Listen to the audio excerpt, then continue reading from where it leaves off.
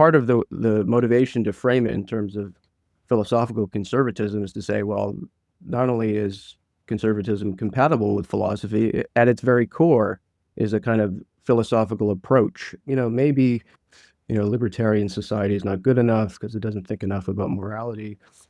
One of the themes of the book is that politics is not everything, and that there are limits to politics. And part of the utopian mistake, I suppose, is to think that we could be saved in some kind of utopia, right? It's longing after this kind of sense of completeness. I don't think there will be a Russell Kirk of the 21st century because the conditions that produce Russell Kirk are so foreign to our conditions. Imperfect human beings cannot create perfect things. Therefore, there can be no, perfect society. You can't be a quitter or what do they call them, a black pillar or whatever.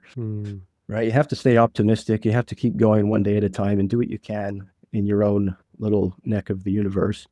You stand for something, you live for something, and when it's under duress, when it's under attack and your life is on the line, you don't flee your post. Concepts with Sean Whatley.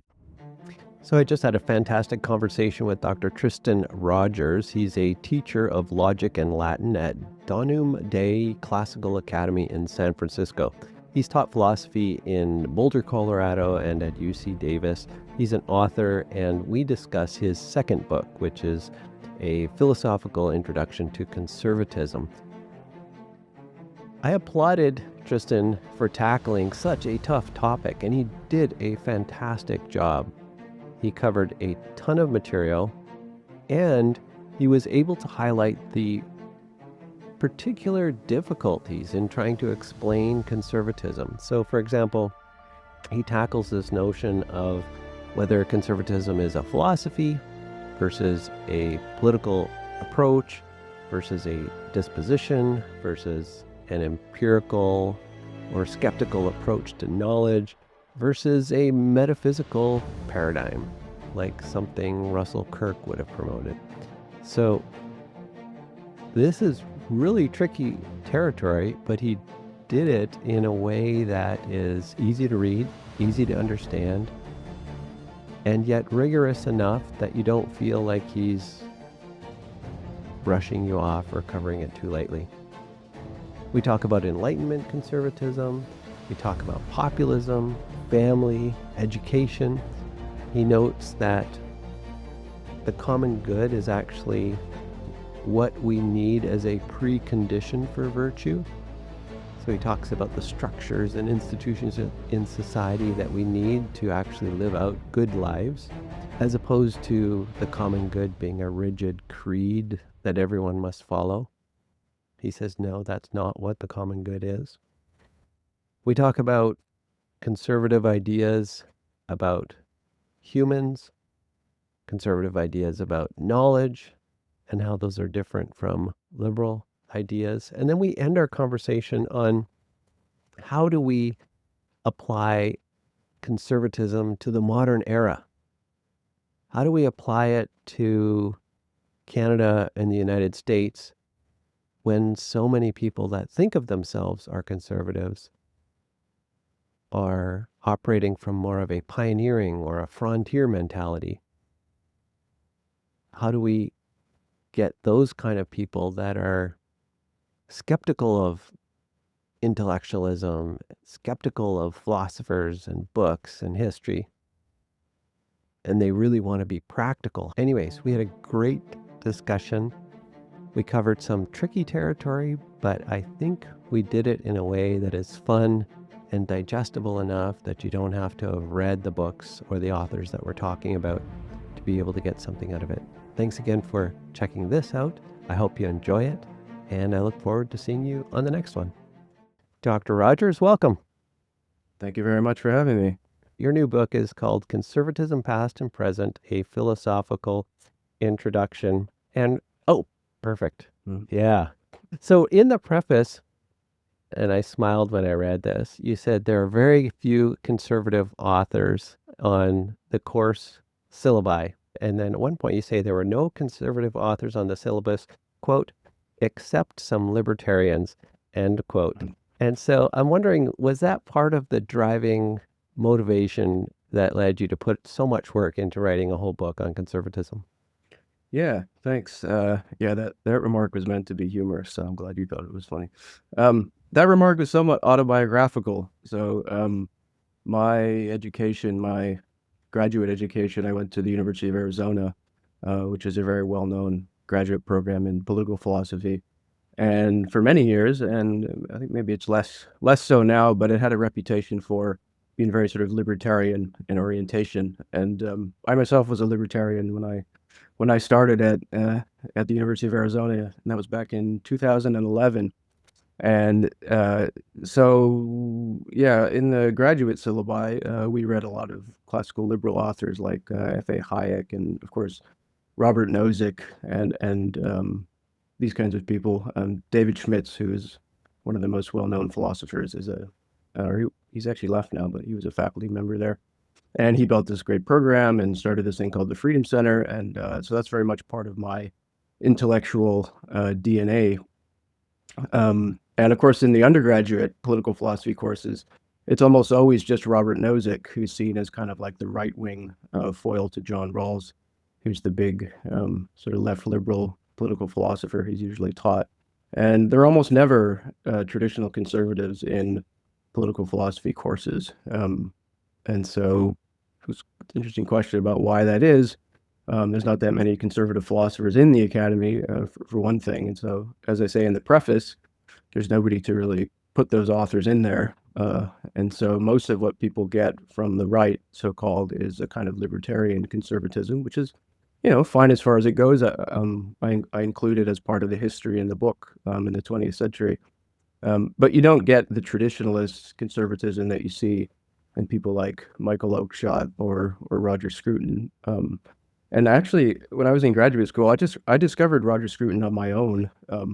He was never introduced to me by anybody. I kind of knew him as a philosopher of art, which is kind of how he started.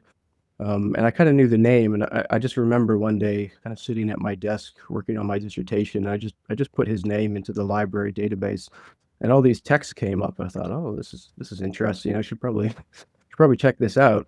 And then I think I read The Meaning of Conservatism, and eventually got more into him after I finished my dissertation and so on.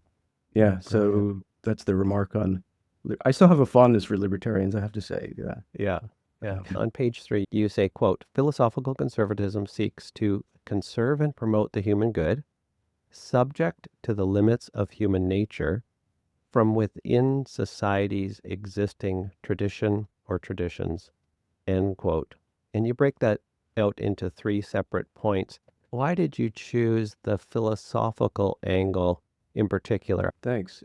Yeah, there's many reasons. One is kind of rhetorical, because there's this idea that conservatism is somehow anti-philosophy, that it's opposed to political theorizing, and there's actually merit to that claim, because there is an aspect of conservatism that doesn't like abstract political theory. That's a view that goes back to Burke.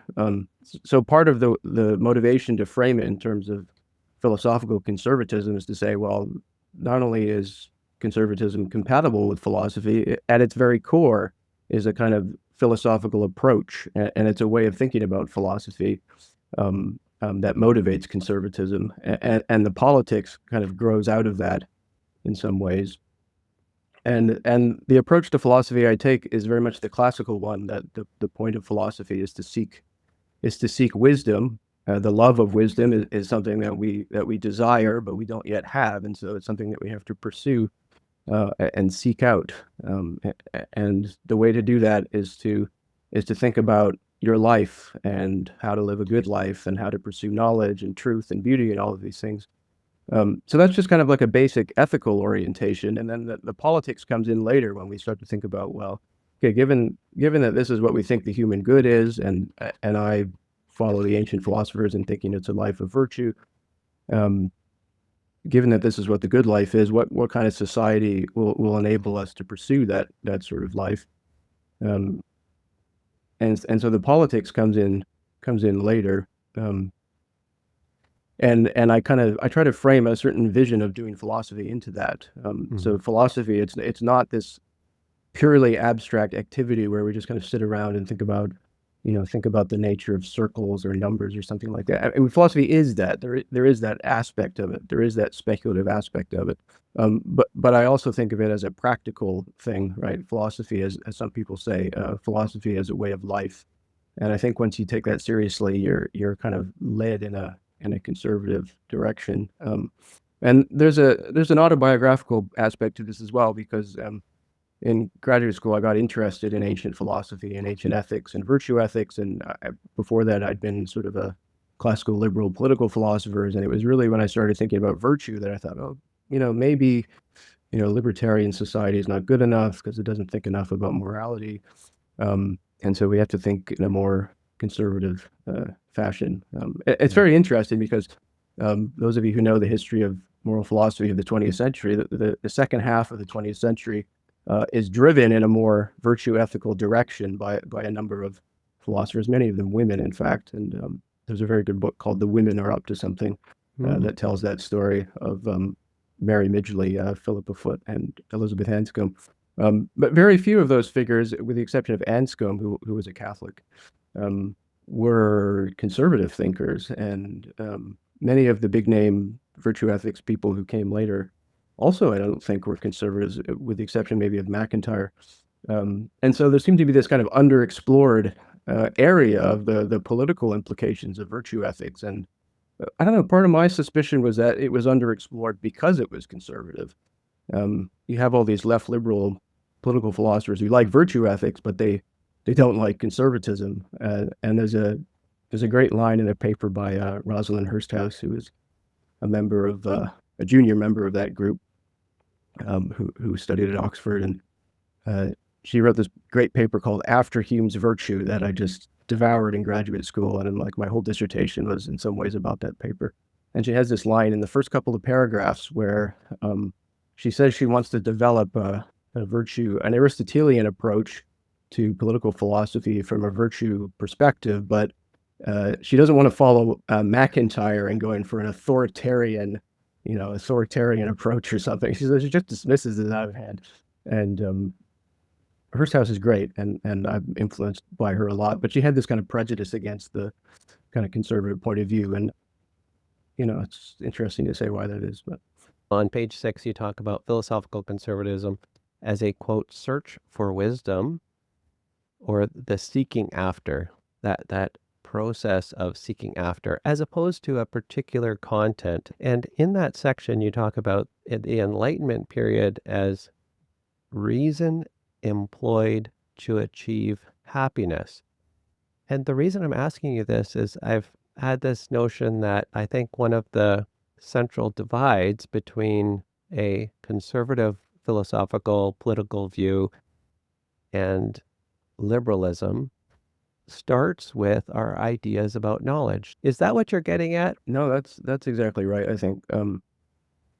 So one question I faced when I started to develop this view was that, okay, well, you say conservatism is about, pursuing human happiness and using reason and this kind of thing, but everybody believes that, right? Everybody wants to be happy, and all views of society are in some ways oriented toward making the society good or making people's lives better or whatever. And so many people said, well, this is not really distinctive to conservatism. And indeed, if you look at many of the early figures of liberalism, they were skeptical in one way or another. Hume, for example, he's kind of on both teams. He's kind of on the liberal team, and I claim him for our team, but there's aspects of Hume that are liberal. And so the question was, well, what's the dividing line here? And Jerry Muller, who wrote a great anthology of conservatism, I draw a lot on his editorial introductions in that book. He says what's distinctive about conservatism is that it's not so much a reaction to the Enlightenment, as many people would say. Burke is a reactionary or whatever, but rather it's a product of the Enlightenment, and it comes down to thinking about how can we use reason to pursue and enable human happiness, but it's reason understood in a very particular sort of way. So it's reason understood in a kind of skeptical or a limited way. And so the difference between the Enlightenment liberals for me and the Enlightenment conservatives, I think has to do with what reason is, and that's of course a big conversation.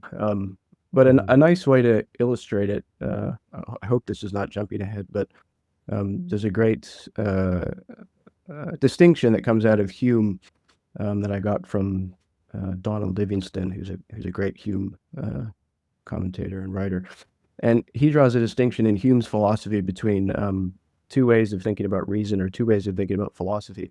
On the first conception, philosophy is about autonomous reason, right? It's about reason, applying reason to everything, right? So take something like, I don't know, why do we bury the dead, right? There's nothing rational about that, right? If you don't believe in the soul and you don't think the body is sacred, and like the body goes into the ground, it rots. It's a waste of resources, right? Expensive coffins and things like that.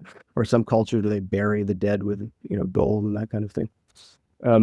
And so autonomous reason kind of starts from a blank slate and just says, okay, well, let's start from scratch and see what kinds of things have reasons in their favor, and then let's go for those things. And according to Livingston, Hume shows the folly of that view of reason by showing all of the skeptical conclusions that it generates, and ways in which it uproots and destroys the kind of prejudices and habits and beliefs and ways of life that reason really depends on. So that's the autonomous view that thinks like, hey, Hume tells this great story in one of his essays, and I can't remember the name of the essay, but he tells this story of this woman who wanted to have a child, like without having any kind of romantic attachments, right? It sounds very modern, right? Like, hey, I'm going to have a child. And of course, you can do that much more easily now. And Hume tells the story, and he gives it as an illustration of like, don't think that you can just use reason to figure your life out because it's going to end badly for you. And of course, in the 18th century, that was a way more difficult thing to do. Yeah. So that's autonomous reason, right? I'm going to build this life for me. I'm going to start from scratch. I'm not going to take anything for granted. I'm not going to, rely on tradition or anything like that.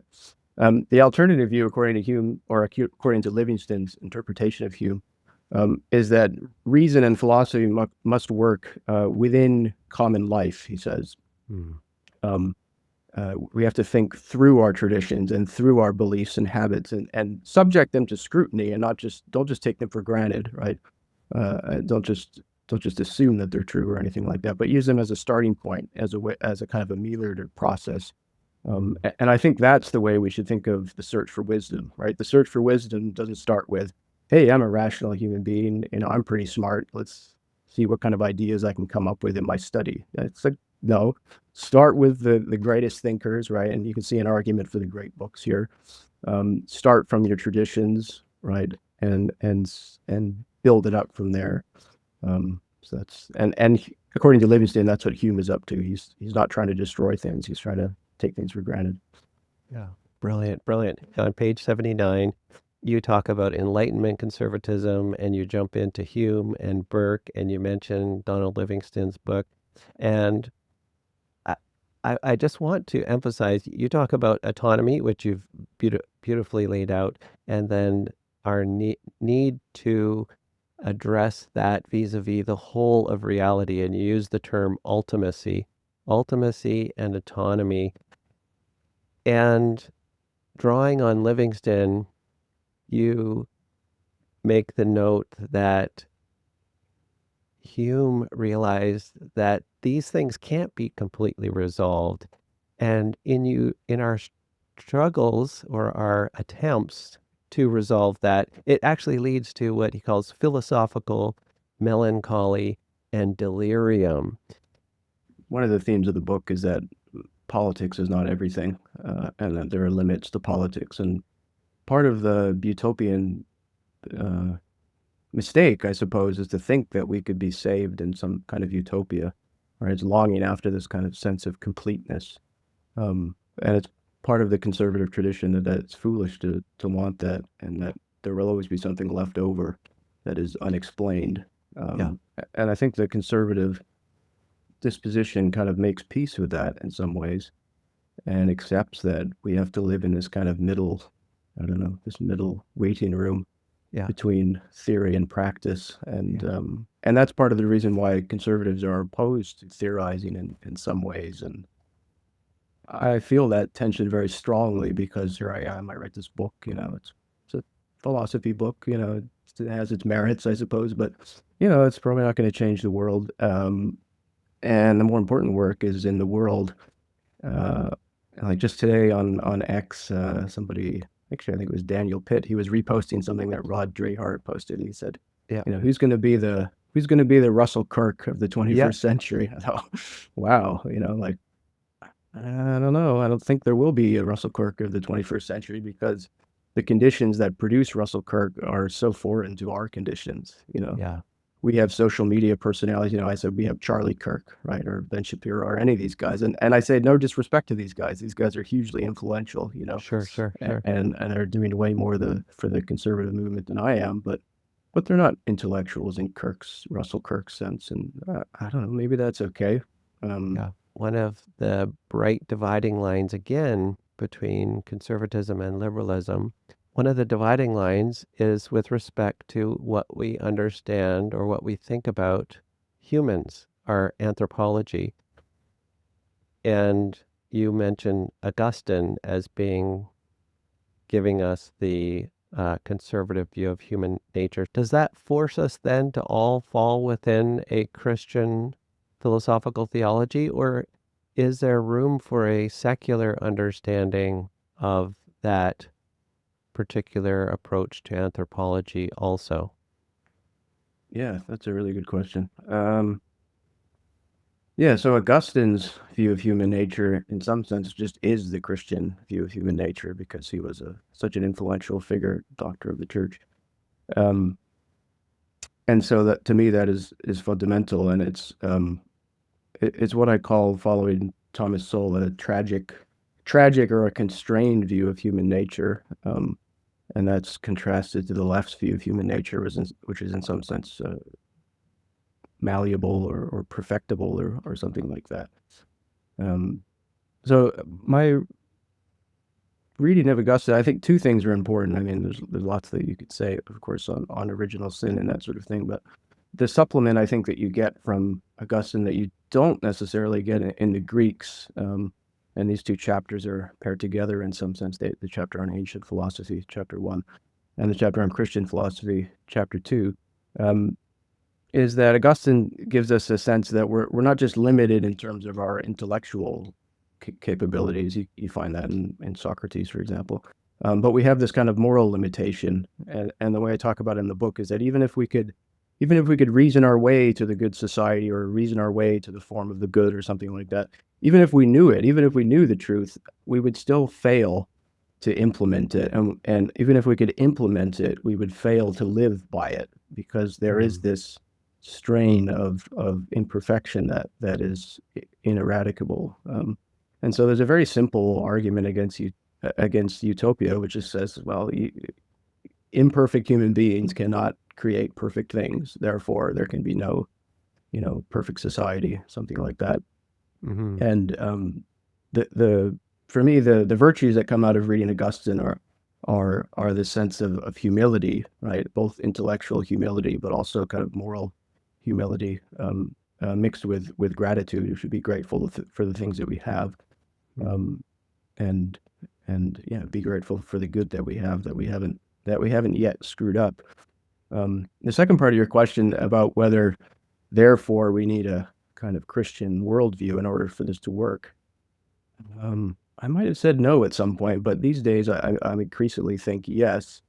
I think we could have a kind of secular version of it, maybe, that could kind of get us part of the way there. And you see this a lot now in the kind of apologetic space, if you want to call it that, with some of these prominent intellectuals coming over to Christianity. I'm thinking of Ayaan Hirsi Ali and Jordan Peterson's, his wife at least, converted. Actually, on the same night that I converted. Funny. Oh, wow. Yeah. And there's this kind of movement for so-called cultural Christianity or political Christianity or whatever. I don't think that's enough. I think you have to, like I was saying before, you have to live these things. You can't just think about them. Yeah. I think you have to live them in order for them to be real. It's not enough just to write about it. You have to live it, And so to me, there's something odd, and this is skipping ahead again, I'm sorry, but I think it's in the conclusion, where I say that's very odd that you have all these conservative intellectuals who say, yeah, religion's a good thing. We need religion to kind of teach morality and keep up social trust and build community and all this kind of thing. But, oh, I don't go to church. No, it's not for me. It's like, well, what do you mean? You're a human being. Just because you're a conservative, intellectual, you don't have to go. To me, that never made any sense. Yeah. So I do think we need a kind of, what would you say, Christian revival, I guess you could say, something like that. Mm. And it seems to be happening. So Mhm. that's something to be happy about, I suppose. Mhm. But strategically, it's not a good thing because, for many people, that's a reason to not be a conservative from the very beginning. It's like, what do you mean? I have to believe in God? What do you mean I have to be a Christian? This is not for me, And Yeah. so in our societies that are diverse and plural, it's bad politics and it's a bad strategy. But, at some point, you have to face, if you think something is true, then it's true. And you Yeah. can't believe in the true, the good, and the beautiful and say, oh, by the way, we're going to leave off the true. It's like Yeah. all these things go together. Yeah. And, you can have your personal religious beliefs, but it's, in some sense, that's a kind of liberal distinction. I don't know if you followed, there was a Catholic MP in England who voted for the assisted dying thing. And Oh, wow. his bishop, was it an archbishop? I can't remember, but the bishop, publicly declared that he would not be receiving communion. And the Yeah. MP wrote this sort of victim, driven post, like, how dare could he do that? Like, my kids' friends were there. It's like, well, Yeah. this is what Wow. you believe. Either you believe it or you don't. You want to believe it, Yeah. then believe it. And you have to choose between these things. Yeah. And and that goes back to the point I was making earlier about, politics is not everything. So, if the truth is going to result in political losses, then that's fine, I think. Yeah. So, great answer. On page 162, you have an interlude, and you talk about uh, the difference between a creed and a creedal nation versus a people, history, tradition, set of beliefs.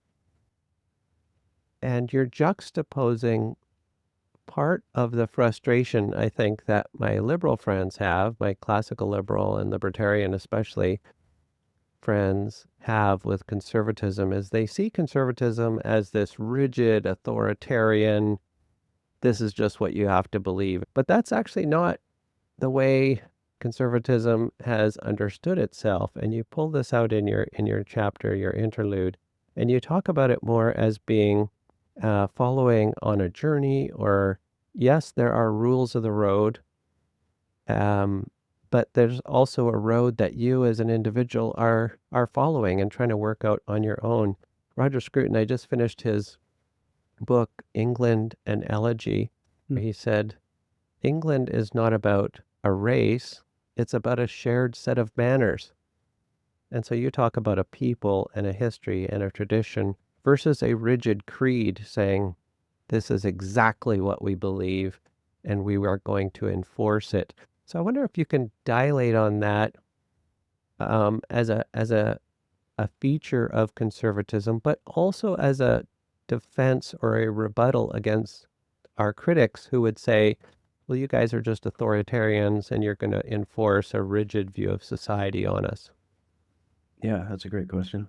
Yeah, very few people have asked me about the interlude. I really like this interlude chapter, and Yeah. the origin of it is, I was invited to a conference on David Schmitz's newest book, Living Together, Mm. and it kind of articulates a kind of libertarian. He wouldn't call it libertarian, but liberal, small L liberal way of thinking about things. And for years, Schmitz has used this idea of justice as traffic management.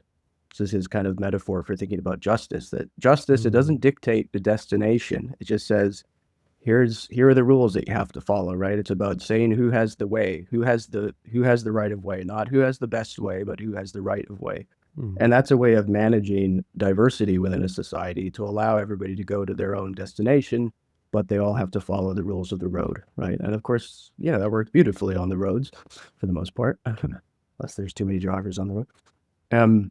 And so I'd been familiar with his view for years because I was at Arizona with him.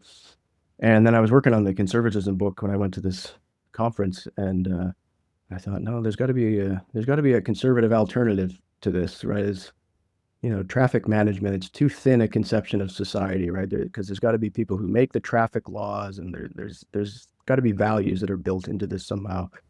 And I came across this paper from Patrick Devlin, who was a judge of the jurist of the 20th century and a critic of HLA Hart and John Stuart Mill and liberalism in general.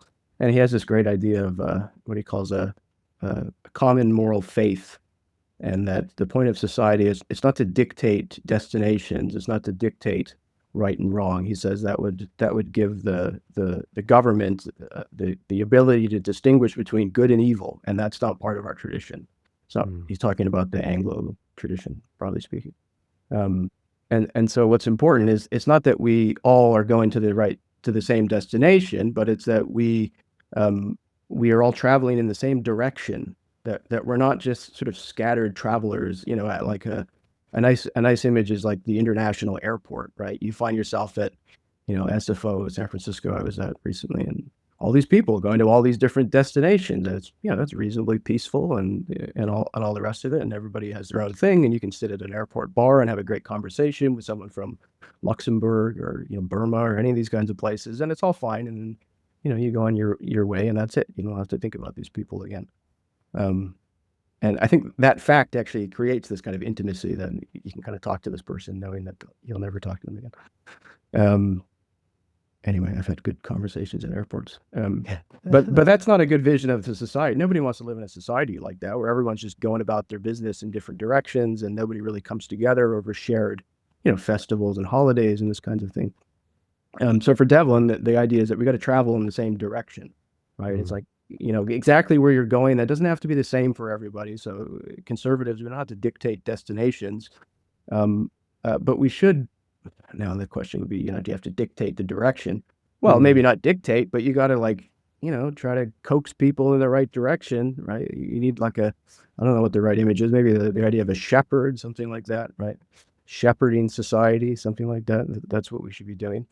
And so to me, that's very guardrails.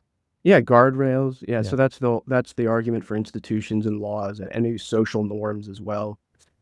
And to me, that's very attractive. And I think that just is what our society is, or what it was supposed to be, or what it has been until very, very recently. And that doesn't say that there are no final destinations and that the final destination is not important. No, we want to go to a good destination, right? And maybe there could be some general consensus about what that might be. And certainly to go back to the discussion of Christianity, when you have more higher levels of religious participation, there would be a kind of shared destination, right? Even between members of different sects and Jews and Christians and so on. Yeah, we're all trying to get to heaven. Okay, well that's something, right? And we're trying to avoid hell, perhaps, right? Whereas now it seems, I think Neil Ferguson has talked about this, right? The whole point of life is to not become Hitler, right? Because Hitler is the devil incarnate, and so wherever you want to go is fine as long as you're not Hitler. Everything's good, right? It's like that's not enough to keep us moving in the same direction, I don't think. So yeah, I like that view, and of course, so we're not saying there are no ultimate destinations. And of course, we're also not saying that, well, the rules of the road don't matter. The rules of the road are critical, right? Are critically important. But the rules of the road are useless if nobody's traveling together, right? You don't have a nation if people aren't traveling in the same way.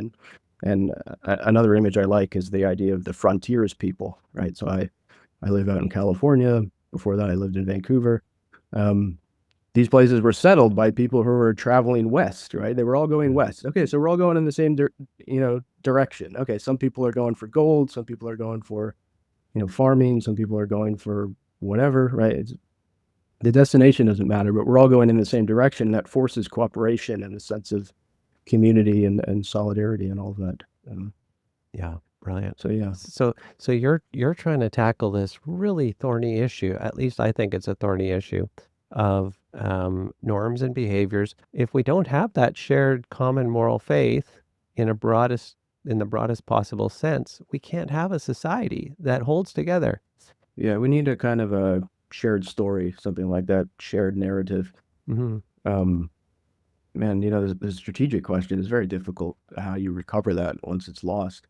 Yeah. And you can just think of this in terms of, young people you have kids, what kind of lives do you want them to have? What kind of options do they have, right? And it used to be we had kind of a, a nice little range of options. Here are the kinds of lives that you can have. And, part of being a growing person and a maturing adult was to kind of figure out your path. You could go down a couple different paths and figure it out, and eventually you're kind of on your way. But, one of the things, I have young kids, so I think about this, but, one of the things we tell young people is that you can be anything that you want to be. It's like, that's not a good message.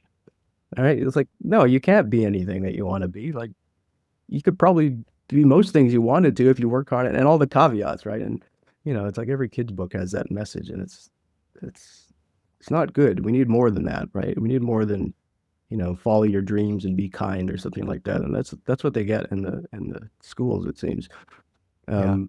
So now, as soon as you say, well, okay, there's going to be limits, then people object and they say, well, why these limits, or why that view and not this other view? On the drive home this morning, I was listening to NPR, as I sometimes do, and they are having this whole discussion about elder care and people's obligations that they have as they get older, taking care of their parents.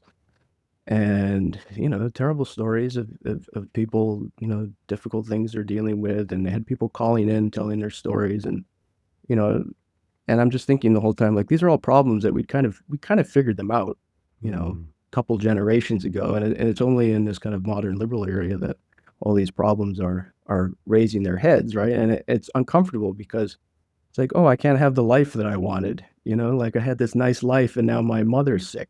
And like, so I should be compensated, or I don't know, people should feel bad and commiserate with me. They're talking about having these like communities that get together and talk about caregiving, and they wanted to have like ceremonies to say like, I will be a caregiver for this child. And one of the people on the panel kind of very briefly brought up the idea of godparents. That this used to be an idea that you're a godparent, you have this kind of responsibility for a child up until adult and longer. But they didn't pursue that, right? It was just kind of like, oh, okay, yeah, godparents, cool. Move on. Oh, how could we have a government program to sort this out? Paid leave, and these are all the solutions that were offered. Yeah. And why are those the solutions? Those are the solutions that are offered because those are the solutions that would allow everybody to cling on to their kind of liberal worldview, where we all get to kind of live how we want, and there's no burdens, and things are sort of taken care of, and nobody wants to like unearth the rock with all the ugly stuff underneath it. So how then, to your point, do we recover a sense of these are general expectations that we have of our fellow citizens to be productive members of society without being rigid, without being authoritarian, but at the same time developing a culture that puts expectations on people? Our whole system of norms and manners and so on kind of rests on that. And as soon as that goes, now we're all just kind of anonymous people walking through society, and you don't really owe anybody anything, even a smile or how are you doing or whatever. And that's, and you can see how that grows out of the liberal worldview, because the liberal view is that, well, so long as I'm not hurting anybody, what difference does it make if I go out for a walk in my neighborhood and I don't say hello to anybody? I'm not, I'm not breaking their leg. I'm not calling them names. I'm just minding my own business. But if you scale that up, it really, it's not only unfriendly, but I think it gives rise to a lot of these, crazy incidents you see where people, get into fight. I saw this video the other day. People are getting into a fight at like a water park. Like fist fights at the local kids' water park. You're like, Wow. That never happened. That never happened. People got into fights when I was young, but not at water parks. In Scruton's England and Elegy, that book that I mentioned, he talks about English culture being held together by a set of manners and a presupposition on the importance of a shared law, the law of the land or the English common law, but not being held together by a warm, what he refers to as a Mediterranean agglutinative or a stickiness together, right? He said the Mediterranean style is to really, hug and be passionate, and I love it. I actually am married to someone with lots of Mediterranean blood, and that approach to society is very different than the British approach, which Scruton calls a collection of strangers. Mm. So he said you'll sit beside a gentleman on the train for hours and he won't even acknowledge your presence. But as soon as you stand up and you can't reach your luggage on the top rack, that gentleman will be the first to jump up, grab the luggage, say, "Here you go," nod, might not even say anything to you, and you Mhm. get off the train. Yeah, I haven't read Scruton's elegy. I need to Uh, read that. yeah, yeah, It raises this question, I think, which many people don't want to examine, which is, whether there is a national character, right? And that brings in concerns about ethnicity, and people get concerned about that. But yeah, like the British guy you mentioned, who would help you with your bag or whatever, he could be like a descended from India or something. He could totally. be British in that sense. So Yeah, Scruton, I think, would say, well, this has nothing to do with race.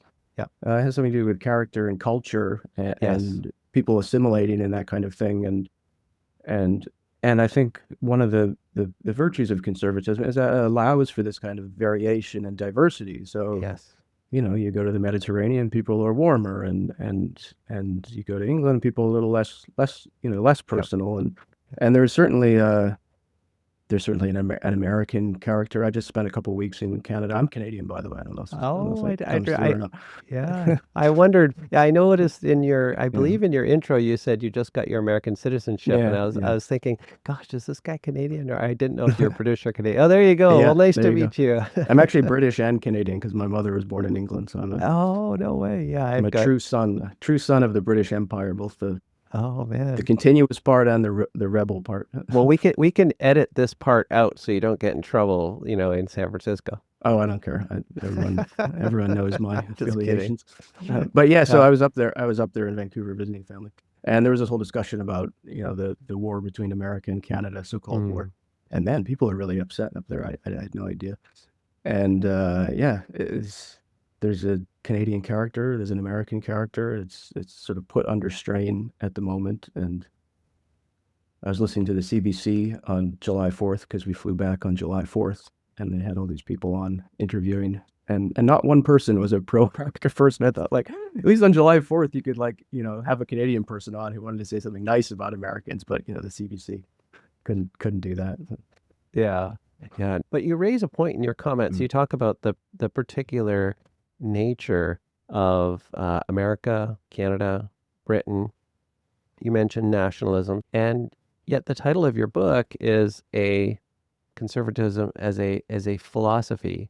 And so it almost sounds like you're suggesting that you're landing on the side of universalism as opposed to the particularism, which tends to be a prominent feature in many of the conservative writers over the years. So where do you Mm. land on that distinction between universalism, universal truths, something is true everywhere all the time, which is a very prominent core pillar of liberalism, versus the particularism of a conservative political philosophy, at least as I understand it. I'm just wondering if you understand it differently or whether you've had a chance to think about that. Yeah, that's a great question. Yeah, so chapter 6 is on nationalism, and so that gives the kind of particular view. But you're right to say that the philosophical part does aim for a kind of universalism. Um, and I had somebody send me a review recently that accused me of kind of going too far in the universalism direction, and this was based on a kind of optimism that is totally unfounded. Um, and so what's distinctive about the conservative view, I think, is a way of thinking about the relationship between the universal and the particular rather than privileging the one over the other. Um, there's a famous discussion in Aristotle's Ethics about natural justice as being what is just everywhere, right, for all times and places. And he gives this very complicated sort of discussion, and then, as an addendum, almost as an afterthought, he says, "Oh, but by the way, one constitution is the best everywhere." Right? And you go, "What do you mean?" If you read the politics, there seems to be a lot of exceptions, a lot of particularity, but it looks like in that passage in the Ethics, he wants to say there is some constitution that is the best everywhere. Now, there's the stuff at the end of the politics where he does go further in that direction. So the question is, what does it mean for there to be one best constitution everywhere? The way I like to think about the combination between the universal and the particular is that there's a kind of universal function, you might say. So the universalism is that the society allows its members to live well, right? Where living well has a particular kind of substantive meaning, including virtue and so on. But that function, that universal function of enabling people to live good lives, could be satisfied in a number of different ways, and that would be the particular aspect. And these things, these things might get, well, by necessity, they have to get realized, and you're gonna stray from the universal as soon as we're in an actual society. So that's the first movement, from the universal to the particular. But then once you pursue the universal in the particular, it's going to look different in different places according to times and circumstances and peoples. And so I think there is the idea that conservatism is about the search for wisdom subject to constraints and within a tradition. Okay, well, the constraints are always going to be the same because we're all human beings. So that's universal. That's always going to be the case. The search for wisdom is what allows us to live well, allows us to live a good life. I think that can look different in different places, right? You might even say, well, maybe the virtues look a little different in different societies, or some societies emphasize, courage over justice or something like that. And I think that's maybe even reasonable. And then the third part of it is the tradition part. Well, we're searching for wisdom within a tradition, so then the traditions are going to be different. And I think that's okay. And it kind of goes back to this question of national character. What's important is that there is a national character, and it functions, and it allows people to get along and have a certain amount of solidarity.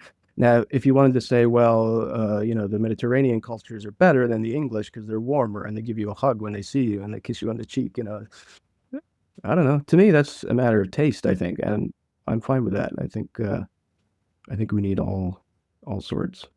Yeah, that was a very British answer. Yeah. Well, I have some of that cold British character, I'm afraid. That's right. I was going to ask you, I don't want to go on too much longer. I have about 20 more questions, but I wanted to ask you two more, if that's okay, if you have time. Yeah, sure. You have some beautiful thoughts in chapter 5 on modern conservatism and the tradition of liberty. And many of the experts or authors that you highlight, I'm wondering if you could dilate a little bit on modern conservatism, perhaps on fusionism, perhaps on why conservatism seems to just be a whole bunch of classical liberals and libertarians recently, and whether or not people like you and me who are talking about philosophical conservatism, maybe we're just a radical fringe, and we need a whole new label, because really conservatism, like you and I are talking about it, has nothing to do with the broader conservative movement in North America. Yeah, so the story of that chapter, very briefly, is something like, well, in the 20th century, the right, so-called, fought on the side of the left to defend liberty and to defend freedom, because we faced these threats, from the Nazis and the Soviets and so on. And indeed, many of the reforms that were put in place by the liberals of the 19th century had kind of proven themselves, and so conservatives kind of absorbed them into their own tradition. And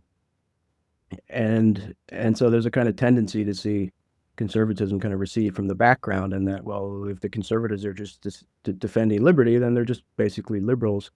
And I think in that, even though it was successful politically, the kind of essence of what the conservative view was diluted or even discarded entirely. And I think it was done consciously. I think, as we were talking about before, there's certain things that you take for granted. Even in people like Hayek, he's taking a certain culture for granted, a certain background, set of moral beliefs, and so on. And well, it kind of harkens back to this Tocquevillian critique of liberalism, that, as Patrick Deneen argues, that liberalism fails because it succeeds, that it succeeds so much that it eats up all of its social capital and everything that makes it possible, and then it collapses. And I certainly think we saw that in the 20th century. But yeah, so the classical liberals, I think, dominate the conversation. in effect, because of the successes of liberalism itself, and maybe due to economic, progress, and the world is changing, and all this kind of thing. Certainly, the Cold War had a lot to do with it. But from the 50s, you have Russell Kirk writes The Conservative Mind, and there's a lot of best-selling conservative books of that period. National Review, of course, and that eventually contributes to the kind of fusionist project, which joins the classical liberals or the libertarians with the social conservatives or the religious conservatives. And in some sense, in the 20th century, the lines were very clearly drawn, and it was easier to build a coalition in that sort of way because of the enemy that we were up against. But the coalition, I don't think, was grounded in certainly not in the same anthropology. And that gets drawn out as soon as you start asking what freedom is. For the classical liberal, freedom is a kind of absence of interference, what's sometimes called negative liberty. It's the ability to do what you want without undue interference from others in a set of individual rights, for example. Whereas for the conservative, freedom, as I argue in the chapter, it's more a product of a culture and a tradition. It's if anything, a set of constraints that allows you to be a free person, and that goes back to the ancient conception of liberty. And so that's what Scruton set out to defend when he started writing about political philosophy. And if you read I don't know if it's the introduction or the preface to The Meaning of Conservatism, he says explicitly that he's writing this book to counter the kind of Thatcherite, free marketeerism, which was ascendant at that time. And that, conservatism it's actually not about freedom, it's about authority, because without authority, without government, there is no freedom. And so that's really the dividing line. Now, Scruton was not, well, he was successful in writing his books and having the career that he did, but that view of conservatism didn't really have much influence in America or Britain, really. It was kind of paid lip service to. But certainly the social conservatism was totally obliterated, right? And the marriage between the religious conservatives and the free market guys, the religious conservatives got nothing, and actually the free market guys kind of got nothing too, if you think about it. The government, Deneen talks about this in his book, right? The government got bigger, and the social sphere and the community totally collapsed. So it's like that's not a good bargain. Nobody wanted that. And it's only in the Trump era, I think, that there's been space to think about so-called traditionalist conservatism in Scruton's sense, which is, as I say in the book, kind of ironic because, Trump's not like a doctrinaire ideological conservative or anything, but he's made the space for people to think about it, and it's long overdue, I think. Yeah. This is my last question on your book. On page 128, you talk about how conservatism can be capable of finding a home in the modern world.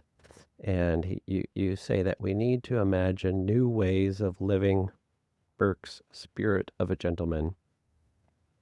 But I want to tie that with page 287, where you talk about the common good. You comment on the common good as being, quote, participation in social institutions, end quote, that are a, quote, a precondition for virtue, end quote. I love that phrase, a precondition for virtue. So I'm wondering if you could tie these two ideas together. Yeah, that's a really good question. Yeah, the spirit of the gentleman. I love that line from Burke. He says, the thing that keeps European civilization going are the spirit of the gentleman and the spirit of religion. And both of those things are, of course, really in a state of decay. So the question is, what can be done to revivify them or to reignite them or something like that? And I think, a paraphrase of what Burke said would be to say, those just were the common goods of Europe, right? The common good of Europe was that you had this sense of chivalry, right? Of virtue, of propriety and decorum and all these kinds of things. And you had this sense of, you might call it piety or reverence or a sense of being humble before God or something like that. And that was the common good that they shared. So how do you live that out? So in the one sense, I say, well, you have to reimagine a new way of being a gentleman. That sounds kind of like a liberal idea, right? Like, hey, let's write a book about what it means to be a gentleman, and then distribute it and argue for it. And that's not really right. We don't really think, conservatives, we don't really think we can reimagine, right? It's not like somebody sat down and imagined the chivalric code, right? The chivalric code developed over many centuries and so on. It's only later that it gets codified, right? And that's really essential to what a tradition is, right? It's not something that people sort of come up with. It's something that people do, and then people come along later and say, hey, this is what they did, And lots of things are like that. Music is like that, I think. So we can't really reimagine in that way, and that's that was more a rhetorical line than a real considered thought.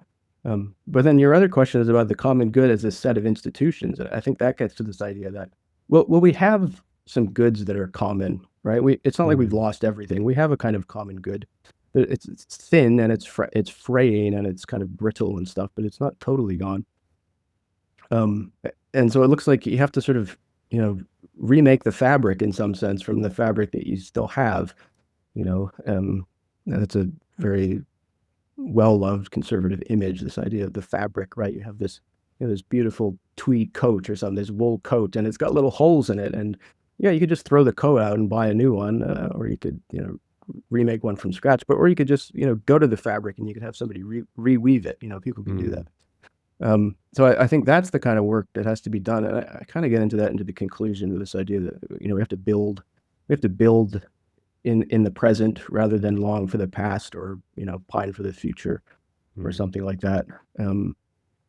But I don't know exactly how to undertake it. So maybe, I don't know, to take an example. So I'm into sort of clothes and menswear and this kind of thing. It's a recent development of the last couple of years. And, so I think it would be good if people dressed more sort of traditionally in public. Apologies for no tie. I apologize. No. You can't be, that's part of the problem, is that you can't sort of impose your views on other people, because then they think, oh, who's this asshole who wants me to wear a tie in a podcast interview? So again, I don't impose anything on anybody. I'm just trying to sort of be an example. It's like the Gandhi thing, be the change you want to see in the world. Yeah. Which is awesome. It's a lame quote.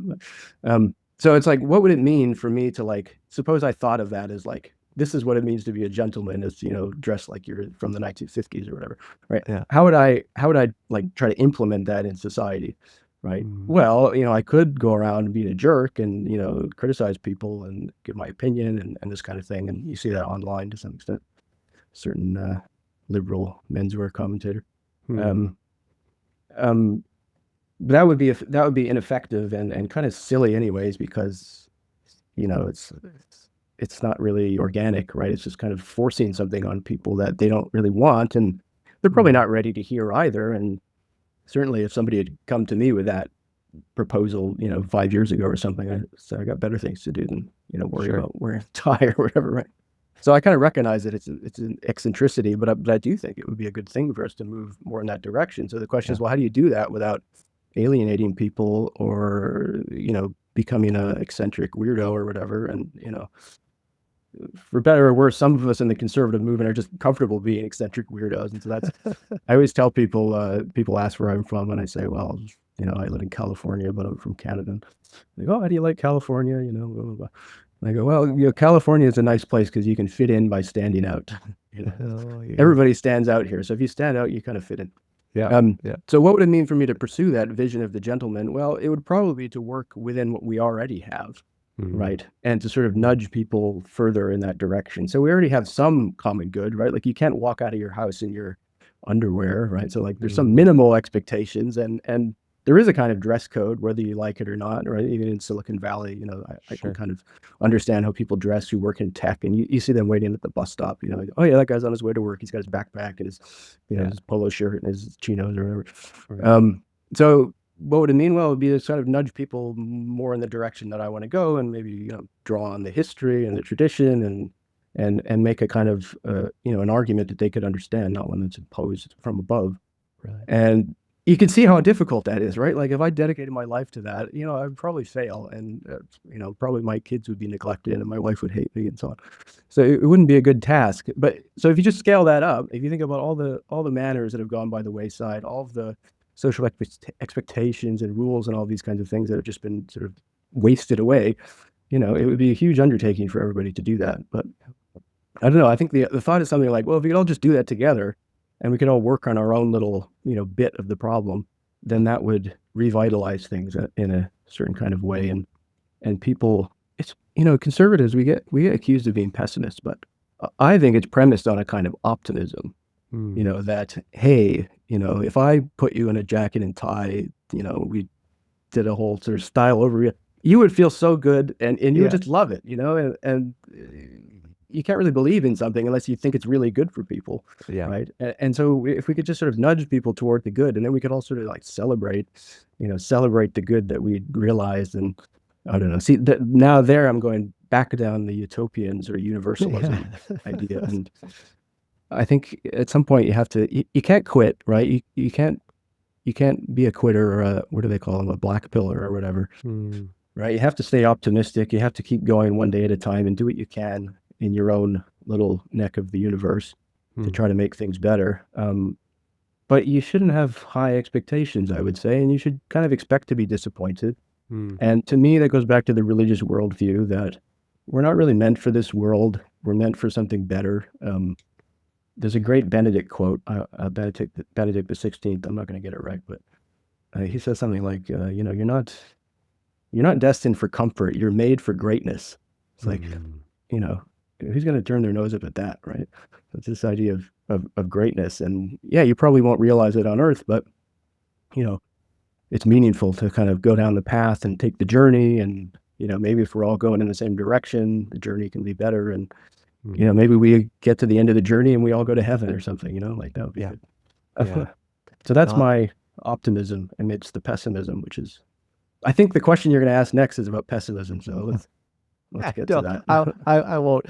Despair is not a virtue. So last question, and I've taken up way too much of your time. What keeps you awake at night? Well, politically, I think it's unclear, I think, how the Trump movement continues or ends. A lot of us have kind of hitched our star to Trump in some sense. It's like, I'm not on the campaign. Nobody paid me to write the book. I asked people to pay me to write the book, and nobody was interested. But it's like part of the movement. A lot of intellectuals are shy. They're like, oh, I'm not a Republican or I'm not MAGA. It's like, whatever, man. You want to like be part of the conversation. You might as well throw your hat in the ring. And Hume has this great line where he says, a philosopher, as if a philosopher could be a member of a party, as if it's not a contradiction in terms to be a member of a party. And, I think Hume's basically right about that. And I would just say, well, to that extent, I'm not a philosopher. And, I think it's good not to be wholly a philosopher. And Hume has that great line where he says, be a philosopher, but amidst all your philosophy, be still a man. And I think that's a good way of thinking about it. So I worry that the Trump movement's going to blow up, or I don't know. And then not just the worst of the left that we've seen, but somebody even worse,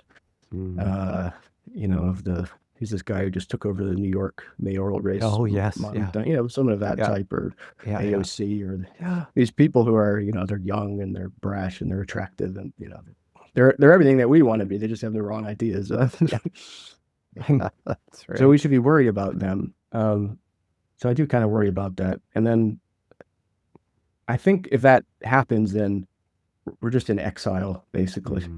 And it's, I don't know, something like the Benedict option might be a good idea. I don't know. I mean, I already feel exiled. Actually, that's in my X profile. I'm a philosophy professor in exile because I'm in California and there's no conservative movement happening out here. I see all these institutions around the country getting going in Texas and Florida and stuff. I'm like, hey, like we're still the biggest state, and so goes California, so goes the country. Like, can we try to, make California great again? So I'm sticking around for that. If it happens, I'll be here to have some role in it. But I'm not very optimistic about it, and I don't know. I'm sort of reconciled in my faith, I guess, and if I, live out the rest of my days in California, as long as I can, get up on Sunday and go to mass. Even if everything's falling apart, then my kids are safe and my family is safe and things are okay. It's kind of like, not to compare myself to Cicero. I had a student compare me to Cicero. I thought, wow, very cool. Granted, this person was like 11 years old, but still, Cicero lives out his final days in the end of the Roman Republic, writing his philosophy books, and then eventually Mark Antony's henchmen come along and chop off his head, and I can't wish for that end. But I don't know, to live a philosophical life in the waning days of an empire, it's not like the worst. It's not the worst life you can have, but No. it does give you plenty to worry about. But I'm lucky in all sorts of ways that I try not to get too down on myself. And if things get really bad, we can always flee to Canada, right? Or not. Yeah. Costa Rica, maybe. Yeah. My kids Well- don't have Canadian passports yet. I haven't done that, so I should. Oh, yeah, you got to get on that. My wife's actually dual Mm. citizen, and my kids have American passports. So Mm. everybody says, "Why aren't you in the States? You're crazy." Yeah, but yeah. I don't know. It just feels No, like go down with the ship. You go down with the ship, I think. Yeah. You go down with the ship. And there's some, actually, I mentioned that, I think, is it in the conclusion? I don't know. But I think maybe it's in the chapter on education. There is this idea in our culture that you stand for something, you live for something, and when it's under duress, when it's under attack and your life is on the line, you don't flee your post. You Yeah. stand there, you stand in the threshold or whatever, and you take the blows, and you die if you have to. And yeah. that's the image we get from Socrates. So that's what I think we're called to do. Yeah, and what a great place. I think we're going to end it right there. Great. You Yeah. stand in the breach, you do what you got to do, even if it means harm for yourself. Tristan, Yeah. it's been fantastic. I really appreciate your time. I encourage people to go out and buy your book, and I'm looking forward to your next book and having you on again to talk about that. When is your next book coming out? Well, some people have asked about it, and I do have an idea, but I don't have a lot of time to think about it. But hopefully news about that soon. I'm kind of just basking in the glow of having written a book, and I have very little intellectual activity. And most of my life is spent teaching kids Latin. So that's Okay. anyways. Latin's a Anyway, good thank thing you, too. Sean. Yeah, my pleasure. for having me And we'll on. talk again soon. All right, sounds good. Okay. Bye.